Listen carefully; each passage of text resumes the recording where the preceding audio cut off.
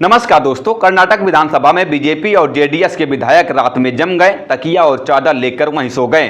कारण था विरोध जताना। ये सब सदन में कथित एमयूडीए घोटाले पर चर्चा की मांग कर रहे थे। एमयूडीए माने मैसूर शहरी विकास प्राधिकरण। बीजेपी और जेडीएस ने इस मामले में मुख्यमंत्री सीतारमैया की पत्नी पार्वती पर आरोप लगाया है। उन्होंने कहा कि पार्वती ने इस घोटाले से अवैध रूप से लाभ उठाया है। राज्य के विपक्षी दलों ने सीतारमैया से इस्तीफे की मांग की है।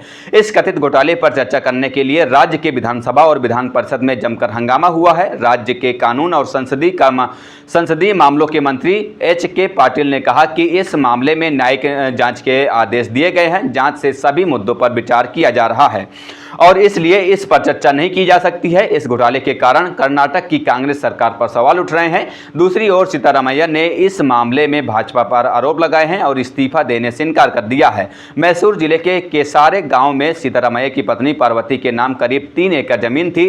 पार्वती के भाई मल्लिकार्जुन ने उन्हें गिफ्ट में ये जमीन दी थी। एमयूडीए ने इस जमीन का अधिग्रहण किया विकास कार्यों के लिए। इसके बदले एमयूडीए ने पार्वती को 2021 में विजयनगर में 38,283 स्क्वायर फीट का प्लाट दिया।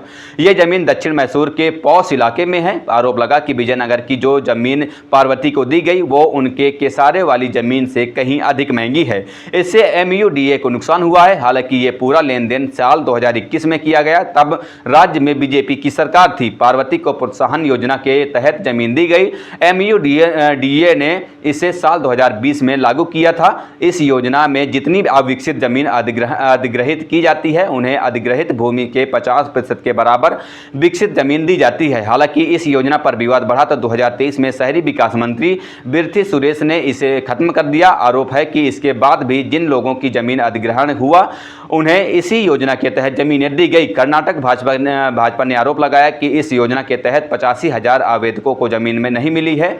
इसमें मिडिल और लोअर मिडिल क्लास के आवेदक शामिल हैं। इसके बावजूद सीएम के परिवार को तुरंत जमीनें दे दी गई हैं। इस कथित घोटाला के संबंध में सीतारमैया की पत्नी, उनके भाई मल्लिकार्जुन और एक अन्य व्यक्ति के खिलाफ पुलिस में मामला दर्ज कराया गया। बीजेपी ने यह भी आरोप लगाया है कि कई प्रभावशाली लोगों को जमीनें दी गई हैं। आरोप है कि इससे सरकार को लगभग 4,000 करोड़ रुपए का नुकसान हुआ है। मुख्यमंत्री सीतारमैया ने इस मामले पर प्रतिक्रिया दी। उन्होंने कहा, 2014 में जब मैं मुख्यमंत्री था तब पत्नी ने मुआवजे के लिए आवेदन किया था, लेकिन मैंने इनकार कर दिया था। मैंने कहा था कि जब तक मैं सीएम यानी कि मुख्यमंत्री हूं तब तक मुआवजे के लिए आवेदन न किए जाएं, न दें। फिर साल 2020-21 में भाजपा की सरकार आई, तब पत्नी ने मुआवजे के लिए आवेदन किया। उसके बाद सरकार ने उन्हें ये जमीन दी। बीजेपी मेरे खिलाफ झूठा आरोप लगा रही है। उन्होंने बताया कि जिस जमीन का अधिग्रहण किया गया उसकी कीमत 60 यानी कि 60 करोड़ रुपए है। सीएम सीतारमैया ने आगे कहा कि हमारी जमीन पर कब्जा हो गया था, इसलिए एमयूडीए ने हमें दूसरी जमीन दी। हमने कोई स्पेशल एरिया की मांग नहीं की थी। हमारी जमीन पर पार्क बना दिया गया था। इसमें किसकी गलती है? राज्य में कौन सरकार चला रहे थे? क्या मुझे अपनी जमीन छोड़ देनी चाहिए? सीएम सीतारमैया विजयनगर वाली जमीन को वापस करने के लिए तैयार हैं, लेकिन इसके बदले उन्होंने मुआवजे की मांग की है। उन्होंने कहा कि शहरी विकास मंत्री बिरथी सुरेश ने इस मामले के जांच के लिए 2 IAS अधिकारियों को नियुक्त किया है। उन्होंने दावा किया कि उनकी पत्नी का मामला गड़बड़ी का केस नहीं है।